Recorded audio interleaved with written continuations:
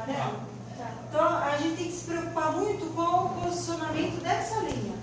Então, quando a gente faz, eu falo para vocês, deixa eu cruzar o lisa, depois a gente puxa a aresta. Então, ela que vai direcionar o posicionamento da cúspide.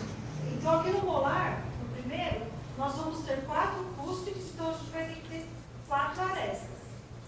Então, direcionando sempre no sentido de oclusão 1 para 2. Agora, o molar, né, ele já tem 2 cúspides. Então, a mesial dele vai pegar no molar inferior e a distal quase tocando. Ele toca geralmente na mesial do segundo molar inferior. Então, ele também continua 1 para 2.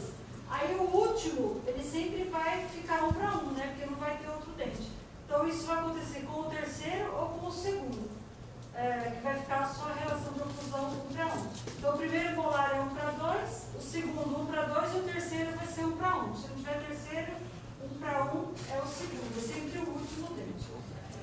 O posicionamento das arestas longitudinais. Pessoal, alguém tem dúvida do que é aresta? É sempre a quina da cúspide, né? Então, a gente precisa muito bem definir isso daqui.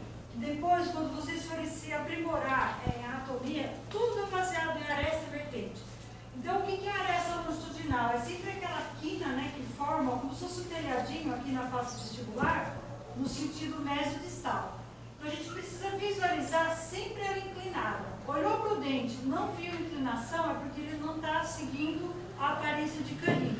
A gente só vai conseguir esse formato aqui quando a vestibular tiver com formato de canino.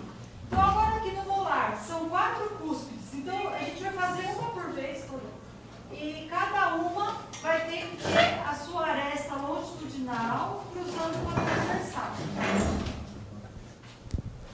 A aresta longitudinal cruzando com a transversal é que vai dar o formato da pirâmide. Aqui, ó, essa aresta continuando assim. Então, eu coloquei a ponta da cúspide e os 4 lados. Ficou fora, vertente lisa. Ficou dentro, vertente triturante.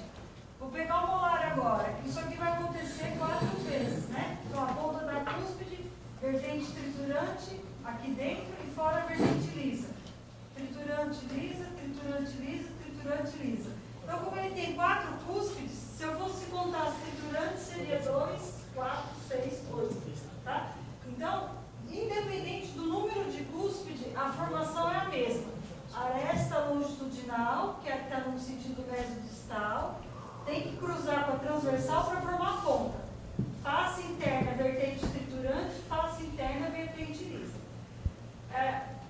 O ideal seria a gente desmembrar já essa nomenclatura. Então, quando a gente pensa aqui, em arestas, uma fica mais para mesial e a outra mais para distal. Então, se eu fosse comparar, né, aresta longitudinal, mesial, da cúspide vestibular. Então, cada cúspide, ela também tem a face mesial dela e a face distal dela. Então, aqui no molar, eu vou ter 4 cúspides, né? Então, 2 na parte vestibular, uma na mesial e outra na distal. E na lingual também, 2 cúspides, uma na mesial e outra na distal. Começou a aparecer mais de uma cúspide, tudo que está do lado mesial é maior. Então, aqui eu tenho 2, mesial e distal, mesial é maior. Aqui eu tenho 2, mesial e distal, a mesial é maior. Então, tanto por lingual quanto por vestibular, as cúspides mesiais, elas são sempre maiores. Que agora vai começar a dividir mais cúspides. Então, o dente mais vestibularizado é o canino. Então, a ponta dele vai guiar. Então, nenhum fica muito mais volumoso que ele.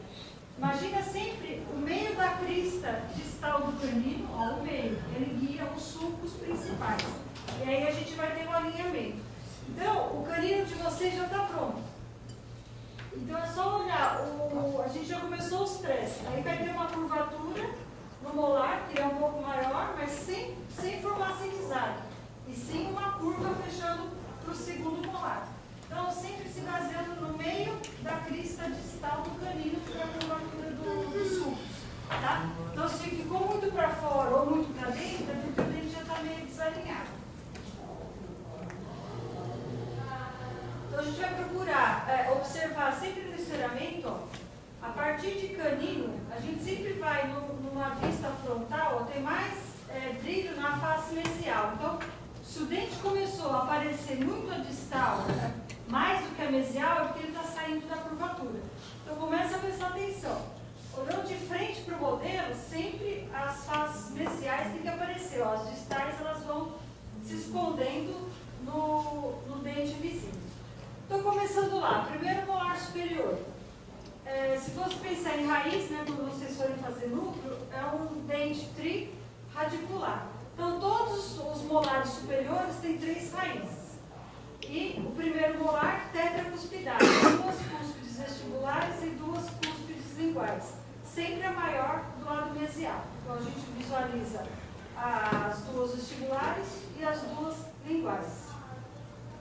Então, o contorno da face vestibular vai ser um sulco que vai dividir, né, a porção mesial maior da porção distal. Nos prés, a gente só tinha um sulco que dividia a face oclusal. A partir de molar é um conjunto, né? Então, dividiu 2 cúspides. A mesial e a distal. Eu estou na face vestibular, então ela vai ter o nome de cúspide mesovestibular. Então, é a mesial da vestibular. E a outra, distal da vestibular. Cúspide disto vestibular. Então, sempre o que está do lado mesial é maior, então a cúspide mesovestibular maior que a disto vestibular. Na face lingual, vai repetir a mesma coisa. O lado mesial é maior e o distal é menor. Só que essa cúspide maior, agora eu estou na lingual, cúspide mesolingual. Ela tem uma elevação que é muito comum no primeiro molar superior, que é o tubérculo de Carabelli. Tem literaturas que falam que é até a quinta cúspide, mas ela é muito pequenininha, como se fosse uma verruguinha do esmalte, né, que forma bem na cúspide mesolingual. Então, o tubérculo de Carabelli, ele é característico do primeiro molar superior, por isso que já tem o nome. Se essa verruguinha aparecer em qualquer outro dente, é um tubérculo anômalo, porque ele não faz parte da anatomia. Esse aqui faz. Então, na cúspide mesolingual, a gente vai fazer uma pequena elevação, ó, bem próxima ao nasal, para deixá-la ainda mais volumosa. Então, quando eu pego as 4, a que tem mais volume é essa, porque além de estar do lado mesial, ela ainda tem o tubérculo de Carabelli. E outro sulco aqui, ó, que separa as 2 cúspides. Então, olhando pela face oclusal, nós vamos ter as 4 cúspides, ó. As maiores sempre do lado mesial, cúspide mesovestibular, cúspide mesolingual, cúspide distolingual e cúspide distovestibular. Cada cúspide vai ter a sua aresta, né? Esse dente ele é o mais detalhado de anatomia. Então, além de ele ter, cada cúspide tem a sua aresta, essa cúspide que tem o tubérculo, ela vai ter uma aresta e uma elevação que vai unir no meio da face oclusal com essa cúspide aqui. Então, a gente tem a elevação lateral, que é a crista marginal, que a gente fez na beiradinha dos prés. Quando acabar o dente, nós vamos fazer uma terceira crista, que é no meio da oclusal.